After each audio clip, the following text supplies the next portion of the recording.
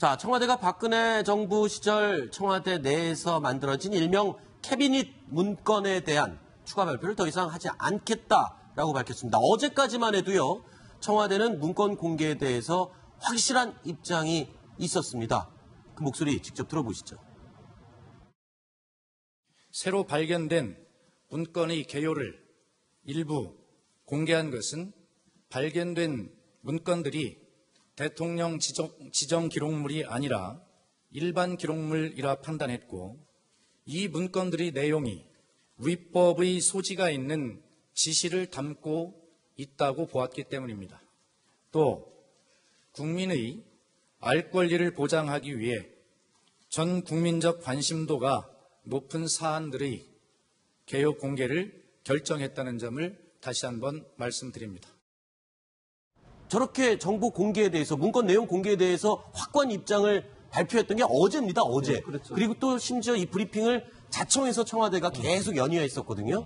근데 지금 갑자기 내용을 공개하지 않겠다.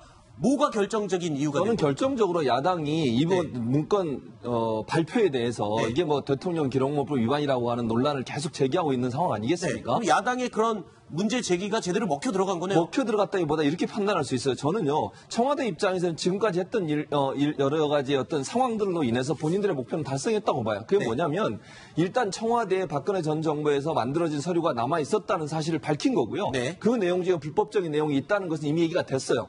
나머지 서류들은 사실 나오는 것 중에 구체적으로 뭐가 불법적이냐 얘기하는 거 가지고 지금 논란이 되고 있으니 이건 검찰이나 법원에서 판단할 문제거든요. 청와대가 이걸 할 일은 아니에요. 그렇다고 하면 청와대는 처음에 만약 이걸 밝히지 않고 그냥 검찰에 넘기거나 특검에 넘겼다고 생각해 보세요. 여당이 더 많이 공격했을 겁니다. 그걸 이렇게 몰래 갖다 주냐. 뭐가 나왔길래 대체 발표해라. 이렇게 얘기했을 거예요. 그런데 도리어 발표를 했더니 그거에 대해서 이제 대통령 기록물법 위반이 아니냐라고 논란이 되고 있으니 청와대 입장에서 그런 논란을 계속하면서까지 이 목록을 발표할 이유가 없다는 거죠. 왜냐? 검찰이나 법원에 가면 조사하는 과정이 다 나올 수밖에 없어요. 그러면 청와대 입장에서 이걸 괜히 논란을 만들면서까지 청와대가 나서서 발표할 이유가 없지 않습니까? 일단 명확한 것은 국민들에게 박근혜 전 정부의 문건이 청와대에 남아 있다는 걸 명확하게 밝혔고 거기에 위법적인 사실이 있다는 것을 얘기했기 때문에 이제는 검찰이나 법원에서 앞으로는 얘기 안 하고 넘겨도 더 이상 문제가 안 될 거 아니에요. 그런 관점에서 본다고 하면 청와대에서는 그 방법이 더 유리하다고 봤을 수 있겠죠. 최 교수님 얘기를 들어보면 그러니까 이 청와대 캐비닛 문건 공개에 대한 속된 말로 약발이 이제 다 됐으니까 충분하다. 이제 역할을 다 했다. 그러니 이제 더 공개 안 해도 된다. 그 얘기입니다. 그러면서 또 그런 입장도 얘기를 했어요. 더 이상 이 문건의 내용에 대해서 사람들이 집중한 게 아니라 이게 불법이냐 아니냐에 대한 논쟁으로 옮겨가기 때문에 뭐 굳이 이제 내용 별로 공개할 필요가 없다. 이런 입장도 청와대에서 갖고 있는 것 같아요. 네, 청와대가 지금까지 3차례 그 공개를 했는데요. 1차 공개 때는 한 열흘 정도의 텀을 두고 공개를 했지만 2차, 3차 때는 그 거의 발견한 그날 우리가 이런 걸 발견했다라고 공개를 했거든요. 그처럼 이 문건을 오래 갖고 있을 경우에 어떤 정치적 의도를 갖고 공개했지 않느냐라는 정치적 공격을 받을 수 있는 점을 굉장히 고려를 많이 했습니다. 그래서 굉장히 이제 공격이 심해지니까 이제 더 이상 추가 공개를 좀 막는 측면이 있고요. 또 하나는 이제 현실적인 이유도 있습니다. 왜냐하면 지금 공개를 하지 않은 남아있는 부분이 청와대 안보실에서 발견된 문건이고 또 그 양이 굉장히 수천 건에 이른다고 해요. 그러면 오늘 제가 뭐 박수현 대변인하고도 대화를 나눴지만 그 내용이 상당히 국가 안보에 직결되는 내용이 많고 예민하고 공개하면 안 되는 그런 내용이 많군요. 그리고 외교라는 것은 또 상대방이 있지 않습니까? 그러니까 현실적으로 밝히기 어려운 부분이 많다는 거예요. 그래서 청와대가 직접 밝히기보다는 문제가 있으면 검찰이 조사를 하겠죠.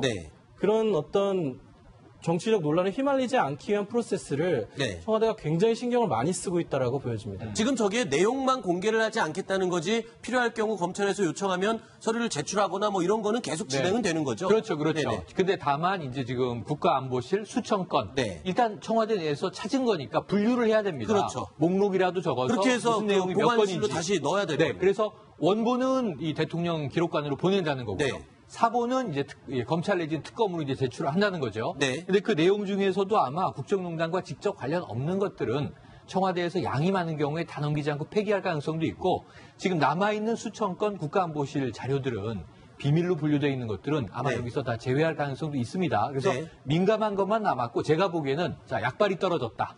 이제는 민감한 내용은 좀 공개하기 어렵다.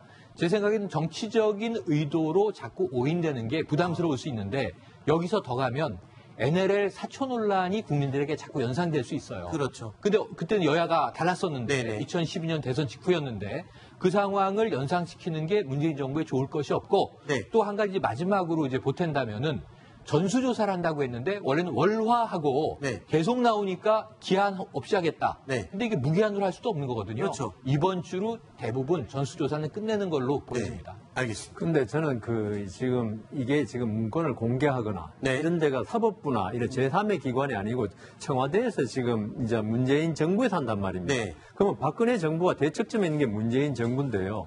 여기서 지금 아까 박수현 대변인의 말에 보면 위법 사항이냐, 국민의 관심도냐 이런 거 판단을 일반 당사자가 하면 안 된다는 거죠. 그러면 필시적으로 오해를 받을 수 있고 그러니까 이 부분에 관해서 자기들의 어떤 주관적인 판단에 의해서 자꾸 공개를 하고 이러면요. 이거는 객관성을 잃고 어떤 정략적, 아까 말씀하신 정략적 목적이 아니라 이렇게 될 수 있기 때문에 제 생각에는 박수현 대변인의 오늘 공개 정지가 비록 좀 늦은 감은 있지만 그게 맞다. 이 필요하면 아까 말씀하신 대로 검찰에서 압수수색 영장을 받아가서 압수해 와서 그 범죄 수사 과정에 하든지 아니면 특검으로서는 재판부에다가 기록 송부 촉탁 신청을 해가지고 그걸 재판부가 받아서 일단 판단을 하든지 해야지 어떤 일반 정치적인 이해관계 한쪽에 있는 쪽에서 계속적으로 위법이라든가 이걸 자기들이 판단해서 계속 공개하면 이거는 분명히 정략적 목적이 있다고 오해받을 소지가 있기 때문에 저는 박수현 대변인의 그 판단이 옳았다고 봅니다. 자, 이 문건 청와대 문건 공개와 관련해서 이재명 성남시장이 또 한마디 거들었어요. 네, 뭐 메가 트위터리언으로 알려져 있는데 이재명 시장이 또 빠지지 않고 또 캐비넷 문건은 도둑들의 문서다. 도둑들의 문서. 범죄 문서다. 당연히 알려야 한다라고 남겼는데요. 이재명 시장이 지난 그 탄핵 국면에서 굉장히 앞장서서 이런 국정농단 사건을 얘기하지 않았습니까? 그 연장선상에서 그 이슈를 좀 자기가 주도하겠다라는 의지를 좀 표명한 것으로 보이고요. 실제로 이제 동아일보가 지난해 그 서울시 청년수당에 대해서 추진하기로 했다라는 단독 기사를 쓴 적이 있는데 그날 오전까지만 해도 별 문제가 없다가 오후에 갑자기 정부가 나서서 브리핑을 3차례나 하면서 막 그게 잘못됐다라고 반박한 적이 있어요. 그래서 그때 당시에 언론이 어떻게 봤냐면 보건복지부는 하기로 했는데 청와대가 뒤에서 태클을 건 거다라는 평가가 있었거든요. 그리고 저희가 보이지 않는 소손이 작동했다라고 비판 기사도 썼었는데 이게 실제로 이번 3차 공개 때 청년수당에 대해서 조직적으로 청와대가 개입한 게 드러나지 않았습니까? 그런 측면에서도 이재명 시장의 의지와 좀 맞는 측면이 있는 것 같습니다. 자, 그리고 이 청와대 문건, 이 공개되는 걸 굉장히 꺼리고 싫어하는 사람이 또 있었습니다. 바로 최순실 씨였어요. 최순실 씨의 변호인 이경재 변호사가 이 청와대 문건 공개에 대해서 그러니까 검찰이 자꾸 제출하는 거에 대해서 상당히 불편하게 생각했기 때문이었어요. 이게 굳이 꼭 내용뿐만은 아닌 것 같아요. 제 생각에는 내용 때문입니다. 내용 때문이에요? 왜냐하면은 이게 지금 이경재 변호사 측에서는 이 지금 대통령 기록물 관리에 관한 법률 위반이라고 계속 주장하지 않습니까? 이게 맞다면은 이거는 위법 수집 증거이기 때문에 증거 능력이 없습니다.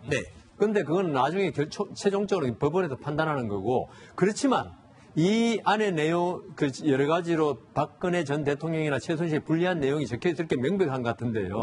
이게 법원에 제출되면 증거 능력이 없다 하더라도 일단 법관이 그게 과연 증거 능력이 있느냐 살펴봐야 되니까 이게 증거 능력은 없더라도 법관의 심증에 최순실 씨나 박근혜 전 대통령이 아주 죄를 지었다는 심증에 영향력을 행사할 수 있기 때문에 이걸 지금 거부하는 거죠. 저는 이경재 변호사의 말이 좀 이해가 안 되는 것은요.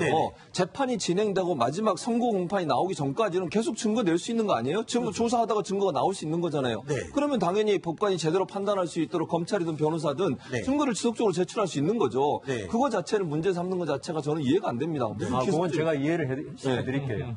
그거는요. 이 형사소송법에 위법하게 수집된 증거는 증거 능력이 없다고 규정되어 있습니다. 제출하는 그러니까 지금 특검이 있죠. 수사권이 없어요. 지금 공소 유지만 하지. 그런데 수사권이 없는데 대통령 기록물 특검이 가져와서 낸다면은 이거는 그 위법한 증거 수집이라는 거예요. 그래서 증거 능력이 없다고 지금 주장하는 거지. 근데 제출하는 것 자체에 그 대해서 자체가 지금 그 증거 능력이 없는 걸 왜 제출하냐. 아까 말씀드린 대로 증거 능력이 없는 걸 자꾸 제출을 하더라도 재판부가 이걸 자꾸 심증을 갖게 되는 거 아니냐. 이걸 막고자 하는 거죠. 알겠습니다. 예.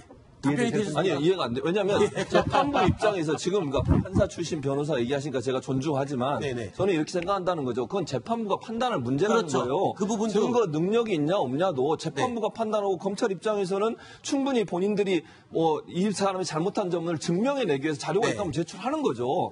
제출하는 것까지 못하게 하면 안 된다는 거예요, 제 말은. 그건 법관이 보고 증거 능력이 없으면 없다고 판단해서 뭐 그걸 심증적으로 이용하든 말든 그거는 본인이 알아서 판단할 문제지만 증거 제출하는 것까지 문제를 삼는 것은 지나친 간섭이라는 거예요. 알겠습니다. 저도 그런 느낌을 갖고 있는 게 사실이니까요. 예, 공감합니다. 왜요, 변호사님? 뭐 비법조인하고 말싸움 해봤자 별 도움이 안 될 것 같습니다. 알겠습니다.